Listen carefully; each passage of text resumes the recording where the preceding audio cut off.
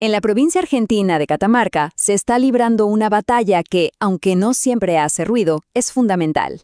De un lado tenemos la promesa de la riqueza que traen los minerales, y del otro, la defensa de un recurso que es todavía más valioso, el agua. Hoy vamos a desglosar las claves de este conflicto para entenderlo a fondo.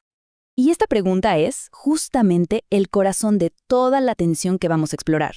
Es el dilema que pone cara a cara las promesas de desarrollo económico de la minería con los costos socioambientales que terminan pagando las comunidades locales.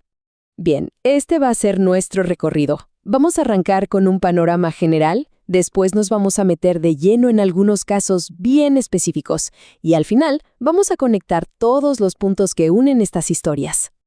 Aquí es donde empieza todo. Catamarca es una provincia clave para la extracción de litio, oro y cobre en Argentina. Pero, ¿qué pasa? Esta importancia económica convive con una larguísima historia de conflictos socioambientales, que en el fondo reflejan una crisis de confianza muy profunda entre las comunidades y el Estado. Para entender bien la situación, nos vamos a centrar en 4 conflictos que son clave. Ojo, involucran distintos minerales, como cobre, litio y hasta uranio, y están en distintas etapas, algunos activos, otros como que están dormidos, latentes. Cada uno de estos casos nos va a revelar una pieza del rompecabezas. Bueno, nos metemos de cabeza en el primer caso, el proyecto Mara en Andalgalá. Y esto no es una disputa cualquiera, ¿eh? Estamos hablando de una de las luchas ambientales más emblemáticas y persistentes de toda Argentina. La tenacidad de esta comunidad ha sido de verdad extraordinaria. Durante más de una década ha sido un ida y vuelta constante. Imagínense, protestas semanales que no pararon nunca. Un fallo a favor de la Corte Suprema de la Nación que después fue anulado por la Corte Provincial. Es una batalla legal y social que parece no terminar más. 300 millones.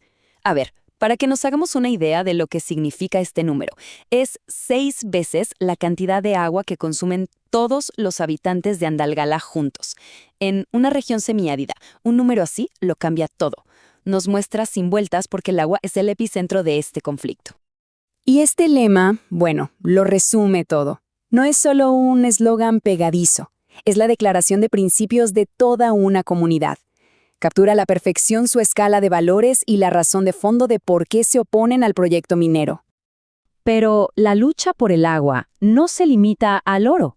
En el salar del hombre muerto, el mineral en disputa es el litio, el llamado oro blanco.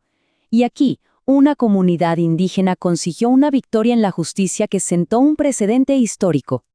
La clave de esta victoria judicial fue un concepto fundamental: el estudio de impacto ambiental acumulativo. ¿Qué quiere decir esto? Que un proyecto no se puede evaluar solito, como si estuviera en una burbuja. La ley obliga a analizar el efecto combinado de todos los proyectos que están en un mismo ecosistema. Y fue justamente la falta de este estudio lo que inclinó la balanza en los tribunales. Y el tribunal fue muy claro, ¿eh? Esto iba más allá de las regulaciones ambientales. Al poner el caso en el marco de una violación de derechos humanos fundamentales, el derecho a la consulta, al agua, a un ambiente sano y al territorio, la Corte de Catamarca le dio un peso legal y moral enorme a la victoria de la comunidad. A veces, las batallas del pasado son las que definen las reglas del presente.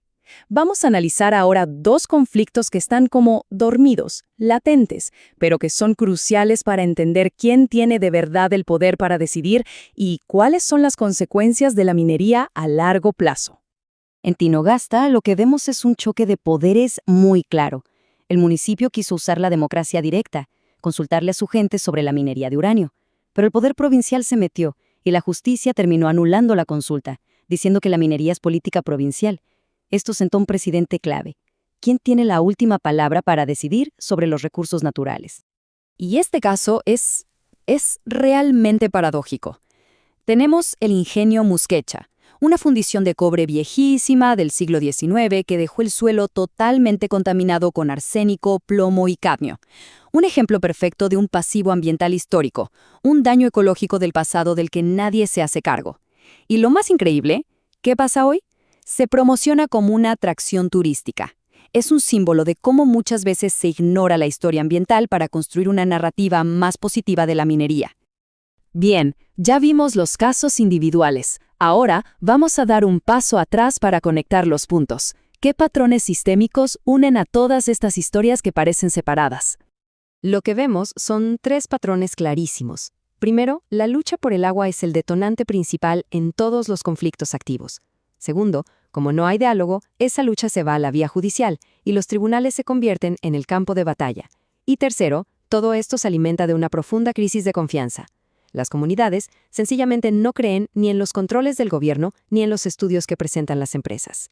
Y esto nos deja con una pregunta final, una pregunta de fondo. Cuando el futuro económico de toda una región depende de recursos que, sabemos, se van a agotar, ¿quién tiene la autoridad y el derecho de decidir cuál es un precio aceptable a pagar y quiénes son los que tienen que pagarlo? Es una pregunta que va mucho más allá de Catamarca y que resuena en cualquier lugar del mundo donde chocan el desarrollo y la sostenibilidad.